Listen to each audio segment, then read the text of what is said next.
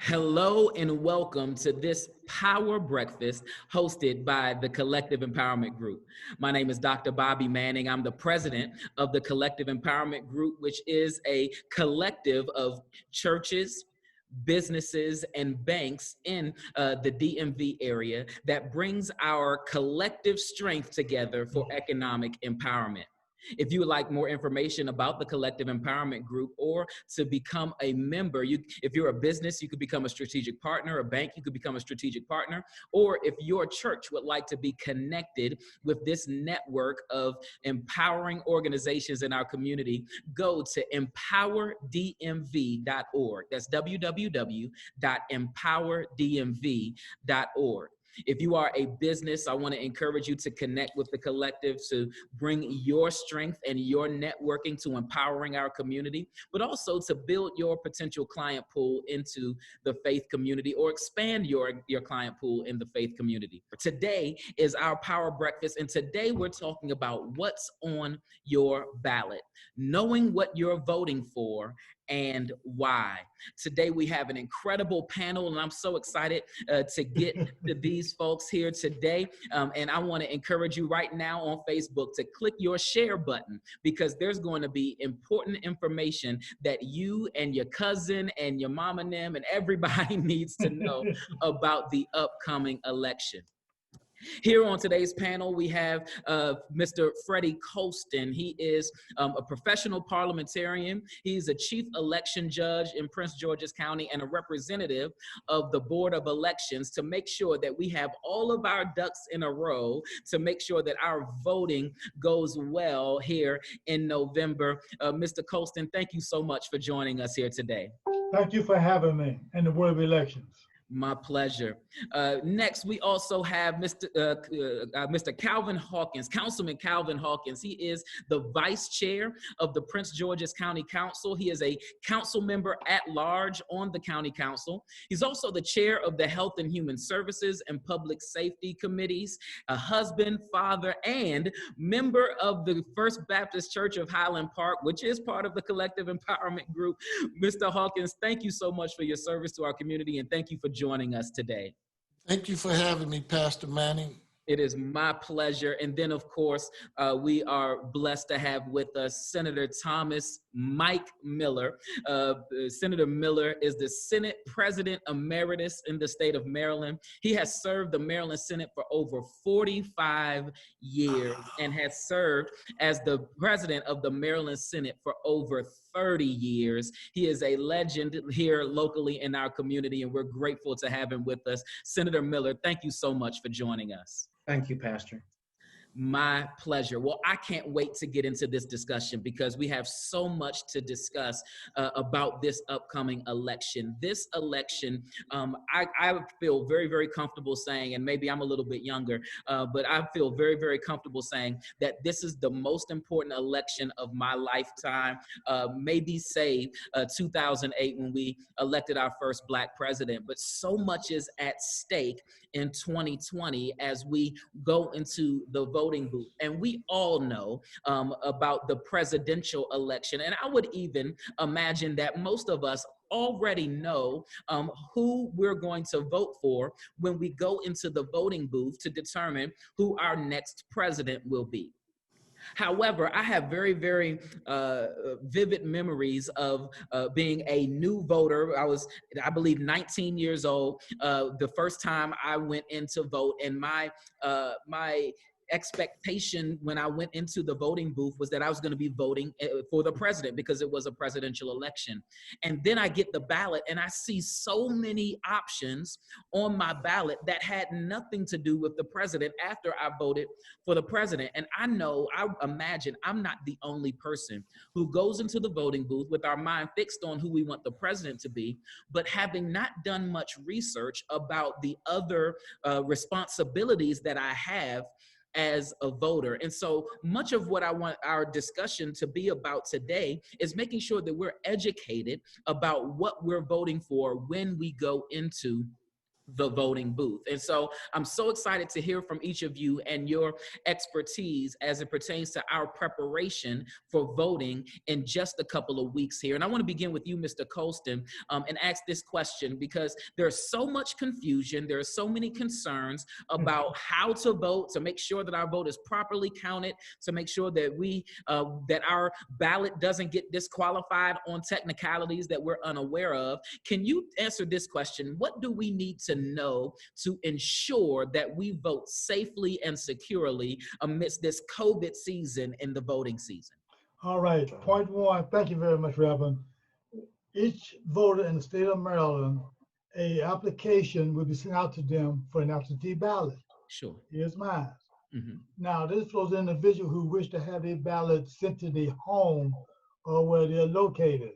You fill this out, you send it back in, and you will receive, this is your ballot.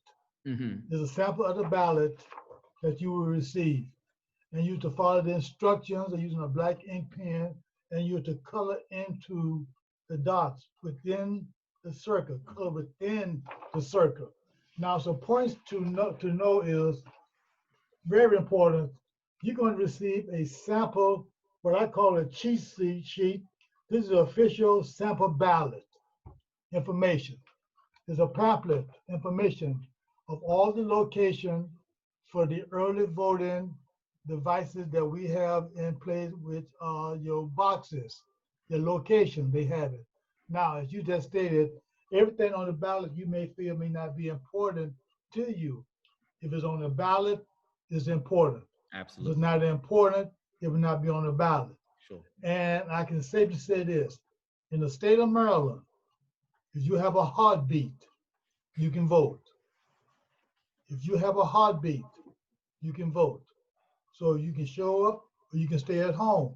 For those individuals who are unable to get out of their homes, for example, and they want someone to pick up their ballot for them, this is a designer, this is designed for those individuals. This is called a agenda or a state of Maryland for an agent. That means that you will be the agent for that individual. He or she fill out the top part, and most important, signed and dated. Absolutely. So let me ask you this question, because these are the important things that we hopefully don't overlook as we vote. So for everybody who's taken a Scantron test in high school to make sure that we did do this thing right, first of all, you told us use a black pen. Okay, so not the number 2 pencil like in high school. You got to use a black pen, but black ink pen. Now they felt pen, an ink pen. Good. Okay, that's good to know. So it's a black ink pen, not a felt pen, and make sure that you fill in the bubble, not a check, not an X, right? That is correct. And also, most important, read the instructions at the very top. If they tell you to vote for one, if you vote for 2, it will not count. Wow. If you vote for 1, it will. On the other side of here, for example, it says that for circuit court, for example, it says vote up to 7. But you have enough places here where you can have write-ins. So therefore, you put in between 1 and 7, it will count. You put in 8, it would not count at all. Gotcha. So read from the top and go down. At the Board of Election, when you show up, if you have any questions concerning your ballots, we have individuals there who are trained to tell you about your ballot. And Mr. Freddie, that's what happens if I go in person, correct? I have to go in and scan it, but I do have the option, if I get my ballot through the mail, I can go to one of the many drop-off locations as well and drop off my ballot so that I don't have to worry about sending it back through the mail. If I'm concerned about the reliability of the mail, we have several drop-off places. Am I correct? As of now, we have 42, and if you want me to, during this presentation, I can name all 42 for you. If you don't have to name all 42, but we can find them. Or where do I need to find them?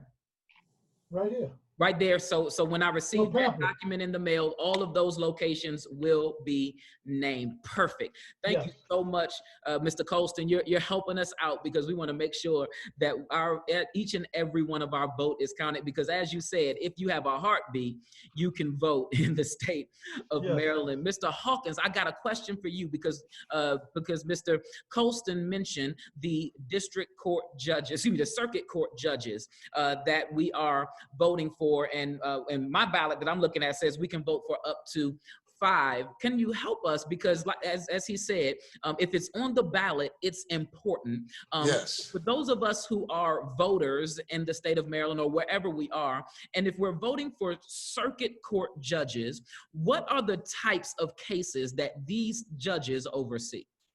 The circuit court judges, Dr. Manning, oversee the felony cases, the real serious cases. And when you're talking about voting for someone that will serve for 10 years in that position, it's very important for our citizens to understand. You're talking about individuals who should be prepared, should be qualified, should understand the law. And this is one of the areas where we can't be as political as we need to be. This is not a popularity contest with our judges. We want the most qualified judges to help our circuit court, our judicial system, ensure that each person that comes before a judge in our circuit court will get the fairness that he or she deserves as a result of having a judge that understands the law and will ensure that that person get his or her justice. Absolutely. And so you're saying that they're primarily felony cases that the circuit court judges are going to be overseeing. Yes, and if President Miller would like to add to my response, that would be helpful as well. But these are your serious judges. Yes, sir. Mr. Miller, anything to add to that? Well, first of all, it's you really need to be informed because there are incumbent judges. Yes. These are people that have given up their law practice and have been sitting for over a year now as judges. And they've been appointed by the governor. They've been vetted by the General Assembly, and they're on the bench. Now they have challengers that haven't gone through the system, that haven't been vetted, haven't gone before the Bar Association. So it's important that everybody understand who these people are, who's running, who's got experience, who's sitting at the present time. And if you want to vote for a challenger, find out who the challenger is and what they stand for.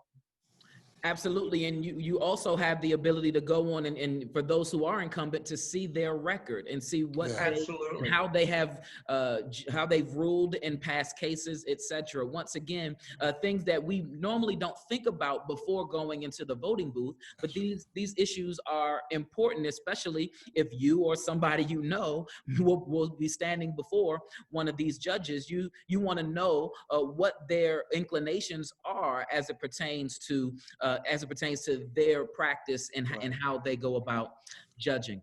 And Dr. Manning, may I just add also, normally when you vote for one of those judges, you got to keep in mind they'll have at least a 10-year tenure as a judge. So you want to get the most qualified ones in understanding the law you can. So that's very important.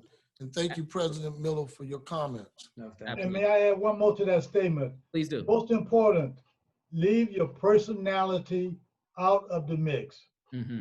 Judge the qualification, the quality of that individual. Because you put your personality in the long run, you're going to lose out. Sure, absolutely. Absolutely. Mr. Hawkins, we're also voting for Board of Education seats in this election.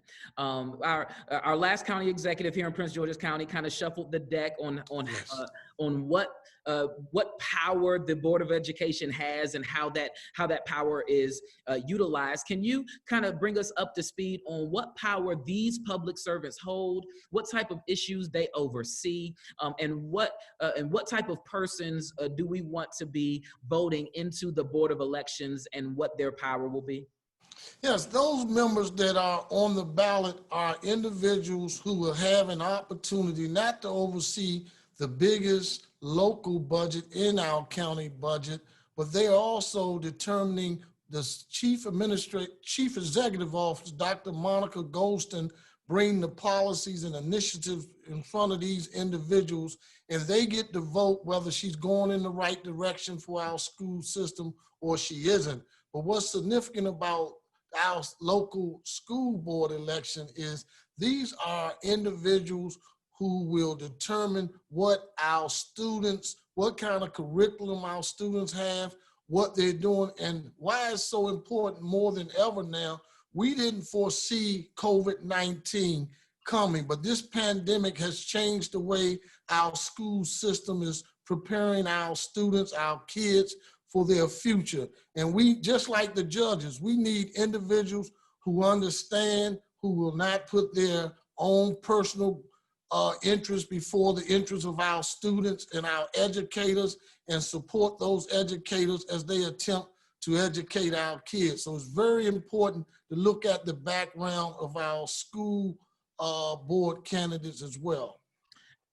Absolutely. Thank you for that, because as we have, as many of us believe, a very capable CEO in Dr. Monica Colston, it is these persons who will be the board that undergirds her, that helps to make sure that she's going in the right direction, to determine that she's going in the right direction, and to either vote for or against initiatives that she wants to pursue. And so to ensure that, particularly, and wherever you're watching this, wherever you live, the person who is on the Board of Education in your area, you want to make sure that they have the best interests of your area at heart, and they will represent your area. If you feel like your area is underrepresented or underfunded or not particularly cared for, you want to make sure that the person you vote into that position is going to be the person at the table who will argue and fight for your particular area. Am I correct in that, Mr. Hawkins? That's an accurate assessment. You said it far better than I could have ever said it,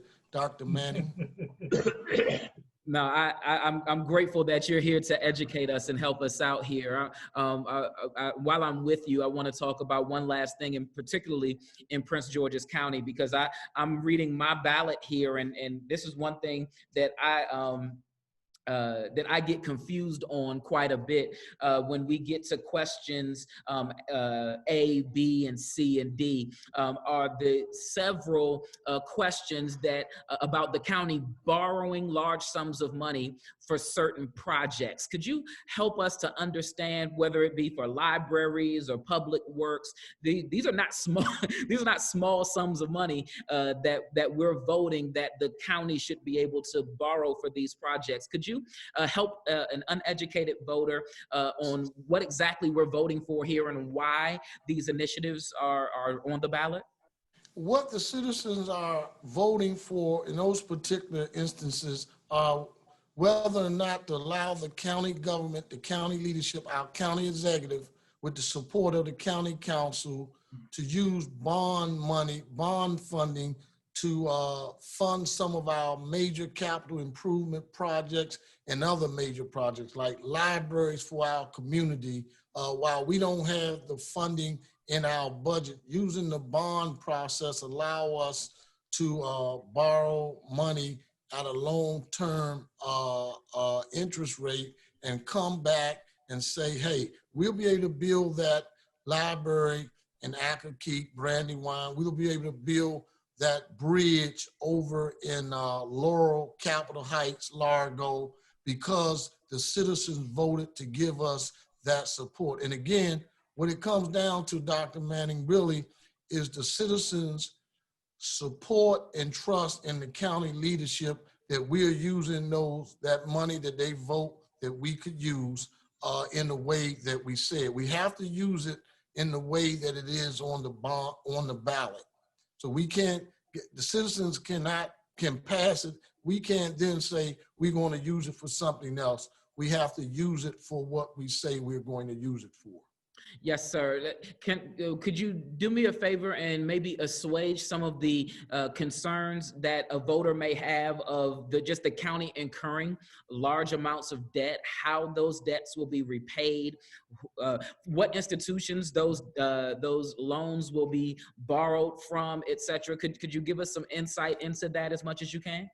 Yes. We actually go, we use lenders, a lot of that comes from, we go to the county exec and her team goes up to Wall Street and use those bonds or request for bonds and get support for those bonds through Wall Street.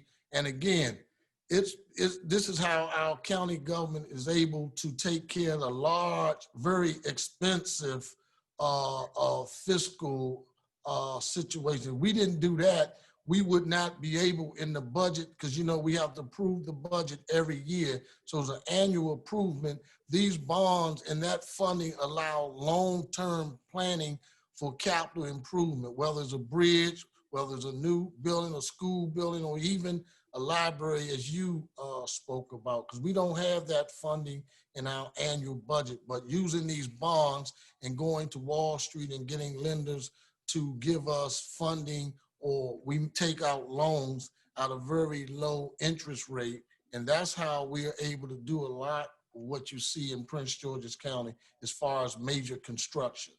Sure, and if I could press just a little bit more on this, Mr. Hawkins, please forgive me. No, please. What we see, because if I remember correctly, just about every election cycle, we see questions like this.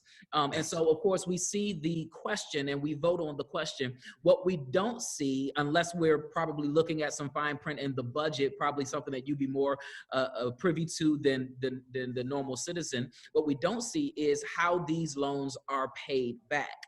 And just, are we, by answering yes to questions A, B, C, and D, approving the county to incur more debt in a situation where we're accruing debt, but we're not paying that debt back? Is that a sensible question? Am I making sense there? Yes.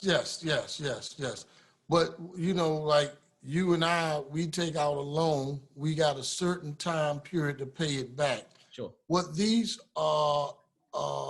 questions allow us to do is get the support of the citizens, because if they vote against it, we can't go forward with getting that loan for the funding. But it's more of a long-term paid back, if you will, over a certain amount of years. But also, Dr. Manning, I want you to understand, and the citizens to understand as well, we don't put those on the ballot without public comment, because once the county exec submitted to the county council, we have to have a public hearing on each one of them to hear the citizens, businesses, pro and con of how we move forward with that. And based on the public support or the public comments against, determines whether we move those bond bills forward. And that's what happened in the ones you see on there. From public hearings, there was public support to move forward with the county exec request that we place these on a referendum. And by our charter, when I say charter, our county laws and everything, we can't just put it on there, and we can't use that money without the approval of the majority of citizens who vote in the November election. Gotcha. Man, thank you so much for helping us out and helping us understand what we're looking at when we're voting in this election season. I want to keep you close, but I want to go to Senator Miller here. Mr. Miller, I'm looking at the ballot and I'm seeing a couple of questions that are statewide issues. I just want to get your perspective of. And the first one is question 1 on the ballot. And I just want to get you to kind of help us understand exactly what we're looking at and what we are voting for in regards to how budget dollars are being spent. I'm going to read the question just kind of ask your expertise here. It says, the proposed amendment authorizes the General Assembly in enacting a balanced budget bill for fiscal year 2024 and each fiscal year thereafter to increase, diminish, or add items, provided that the General Assembly may not exceed the total proposed budget as submitted by the governor. Now, I have a personal budget in my house, and I think I know what that means. But if you could help us understand what we're actually voting for as it pertains to a statewide budget, if you could help us. Sure, thank you. It would appear that this is a major change, and it is, except that all 49 other states have this authority. Okay. all 49 other states. Maryland has a AAA bond rating, including, it's one of 13 states. These other 12 states have this authority. All 49 other states have this authority. What happened is a century ago, there was some misspending by the General Assembly. And so they set up a commission to change the law. And they set up a commission to switch to a governor's budget. That means the General Assembly can only veto items in the governor's budget. We can only reduce items in the governor's budget. We can't reallocate spending. We can't add to the spending. What this does is said you can reallocate money, you can add to it, but you cannot exceed the governor's spending. And to make sure this is not against Governor Hogan, this is it doesn't go into effect until 2024. Mm-hmm. But it gives the state of Maryland the same authority that 49 other states have at the present time. Understood. And so what it sounds like, if I could bring it back to our home budget, is that if we have a certain amount of money to spend in any given month in our home, my wife has the freedom to determine if I'm not going to spend as much on this line item, I can take that and I can spend it on another line item, as long as I don't overspend our budget. Am I close to hitting the? That's right. But we don't have that authority right now. See, so the General Assembly cannot reallocate funds.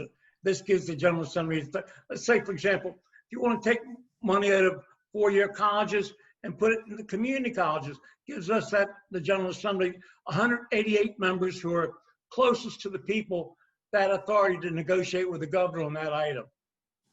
Understood. Understood. Thank you so much. It's helpful to know that Maryland is the only state in our union that does not have that authority. Again, it's been that way for 100 years. For 100 years. And so that's helpful information for us voters as we go into the voting booth.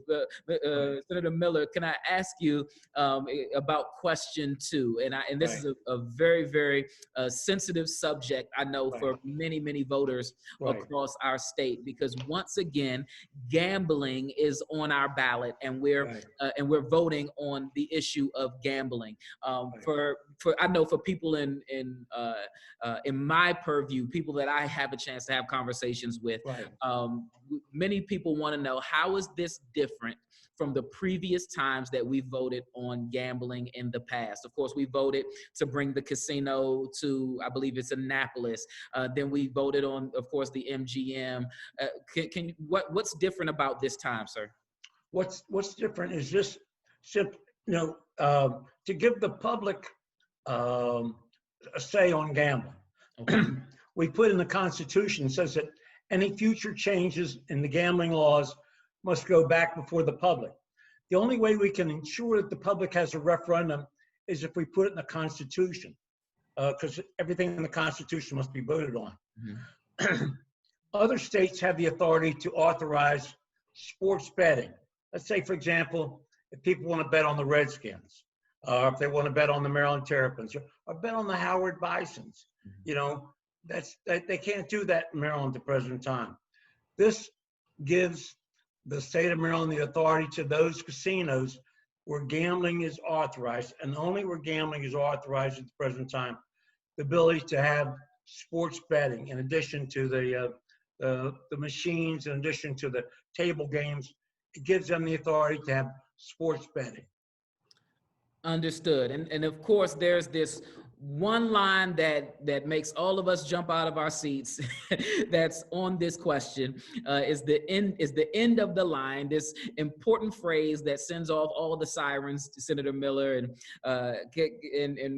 it says, for the primary purpose of raising revenue for education. Now, I must be honest, and I got you, and you stuck with me because you signed on. No, we're here. My question is, and so many people's question and issue is, we have heard that before. When gambling came to the state, when gambling came to Prince George's County, the caveat was always, but it's going to the schools. Right. And to be honest, many constituents feel like we have not seen a return on that investment. Once again, what protocols are in place to ensure that this money goes to our schools? And if you don't mind, making sure that this money doesn't just replace other monies that were going to you're our exactly schools. right. Now, it's in the statute that's provided money goes to education. In addition, let's say, for example, we have MGM and Oxon Hill. Now, if you increase the revenue at MGM, some of that money goes back to the community as well. So in addition to education, some of that money goes back to the local area to fund improvements. Let's say 210 Indian Head Highway or St. Barnabas Road, something of that nature. But the money goes back to education. In fact, Councilman Hawkins can tell you that the up until this point in time where we authorized gambling, all the money for education came from your property taxes. And so by having this in the budget enables to hold down the council to hold down your property taxes. But the money is going to the local educational system.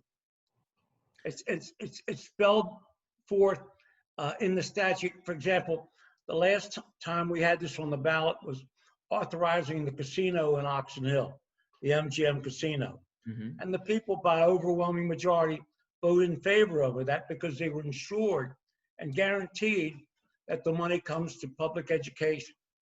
And this is a small item. It would only add maybe 17 or 18 million dollars to the state budget every year because it does not generate that much money, but enables the casinos to be a full service casino. So in other words, if you want to gamble, table games or the machines, you also have that opportunity while you're there to participate in sports betting. Mr. Hawkins, would you like to add anything to what we discussed? Yes, Dr. Manning, I want to say the Oxford Economic Report says we lose about approximately $2.9 billion annually to illegal sports betting in the state of Maryland.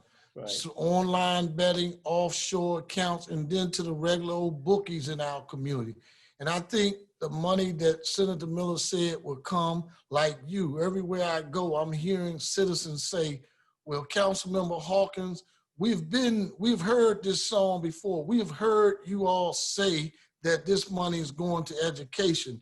But I think over the years, because of the citizens' concern about it, as you know, with MGM, the state legislature put in place what they call the lockbox to ensure that money goes to the education like it should. And although COVID-19 resulted in our state legislature having to adjourn earlier than the time they were scheduled to, when they return, if this question 2 passes, they will have to put the regulations in place to ensure that this money goes to education. And one of the things they're talking about, again, is this lockbox. And I think the more the citizens understand how the lockbox will ensure the money goes into education in the local school jurisdictions, will increase their comfort at some point to support question 2. Like you, I don't do sports in betting, competition with our neighbors also. And DC has this law in effect now. Virginia has this law in effect now. Again, it's not a big number in terms of the casinos, but with COVID, as Councilman Hawkins indicated, our other state revenues are falling, and this is additional monies coming to the state that would go to education, as guaranteed by the lockbox that we passed in addition to authorizing the casino in District 26. And Dr. Manning, one last thing. I was going to stay along with what President Miller said. After the Supreme Court in 2018 passed this law, said prohibiting, changing the federal law, prohibiting sports betting in every state. You know, every state had it. Every state did not have it. Only Nevada had it. Now 22 states have it. And as the president said, you have DC, Virginia, West Virginia, Pennsylvania, and Delaware. All those are those states and city that impacts the state of Maryland. So whether we have it here or not, our citizens are going to go to those other places. And even though it's a small amount of money, why not keep it in the state of Maryland, and why not use it for our kids?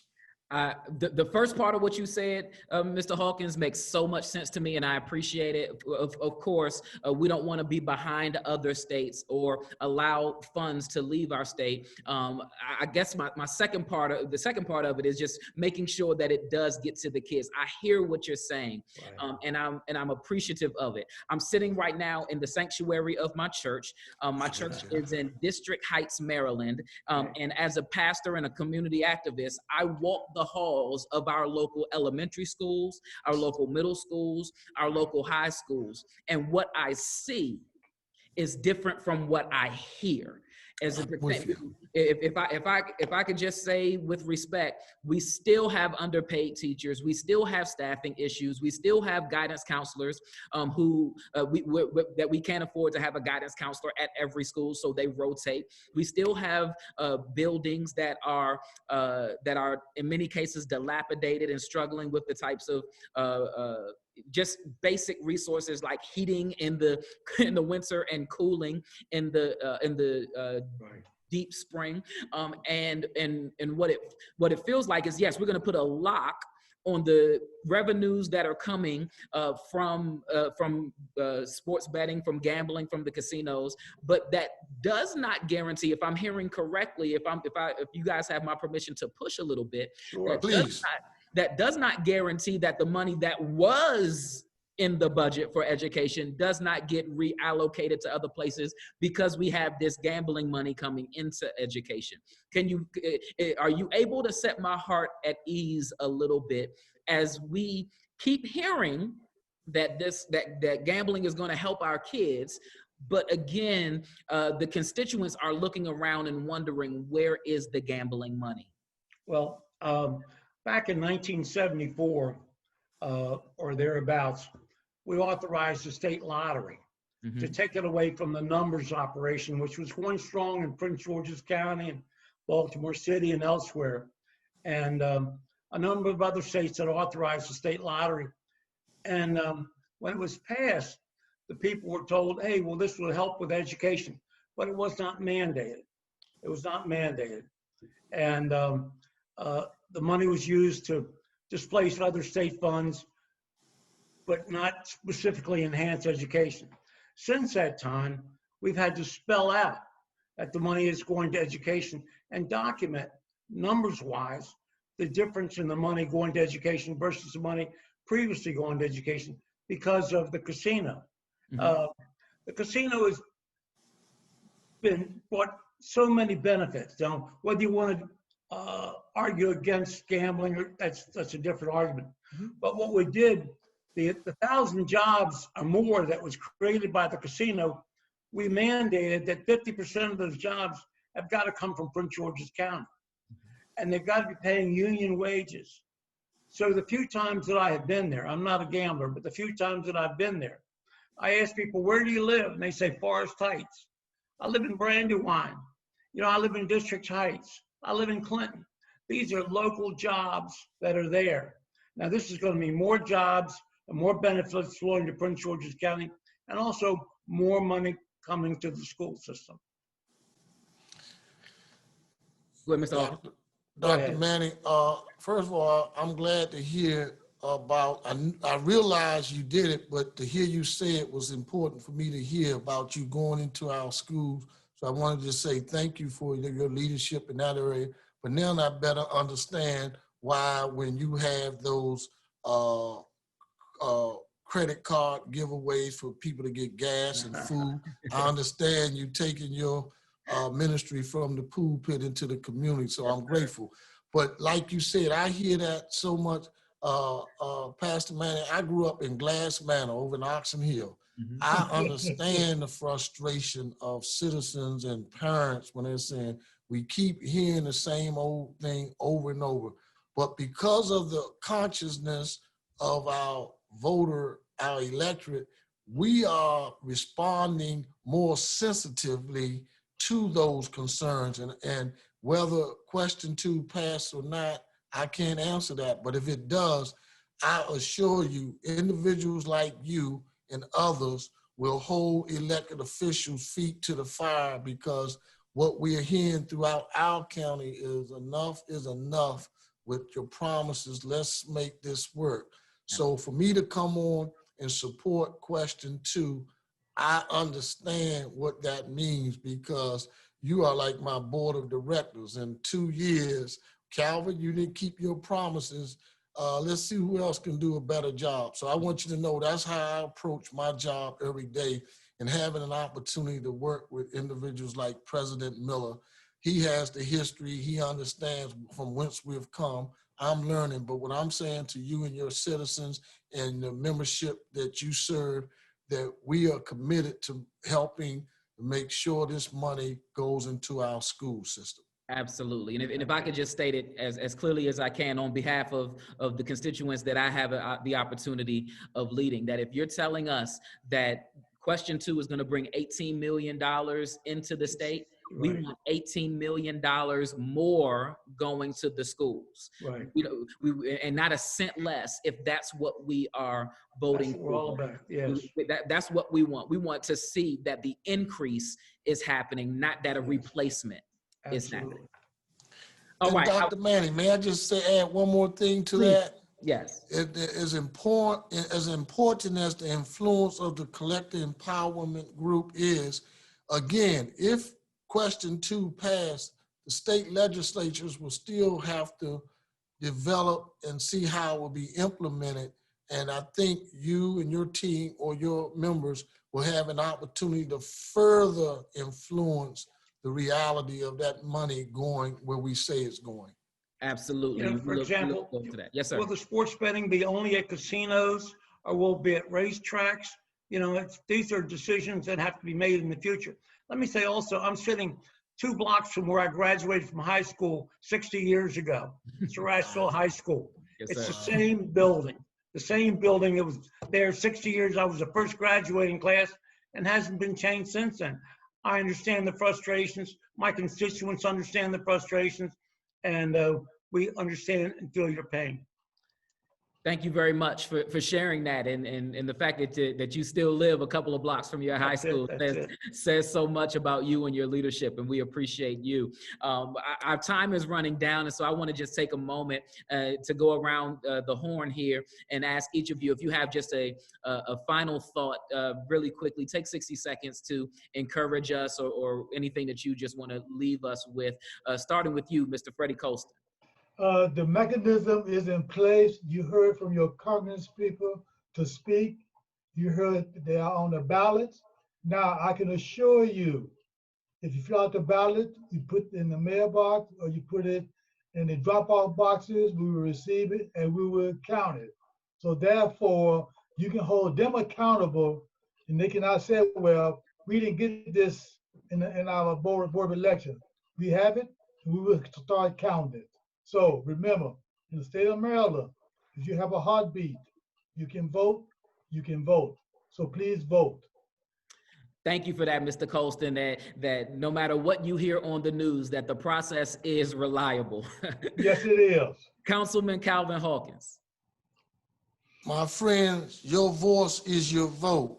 I'm a prime example of how important your vote is. Who would have thought someone from a community like Glance Manor, a single parent household, could end up serving as one of your council members at large? No matter who you vote for or what issues you vote for against, your voice is your vote. Vote, vote, vote. And I appreciate this opportunity, Dr. Manning. Our pleasure. Thank you so much for joining us. And then last but not least, the President Emeritus, Senate President Emeritus of the state of Maryland. Just very briefly, you know, I have cancer, and I'm in my office here in Clinton. My home is in Calvert County. I want you to say that. Gotcha. I represent 40,000 people in Prince George's County, the southern part. I represent 90,000 people in Charles and Calvert County as well.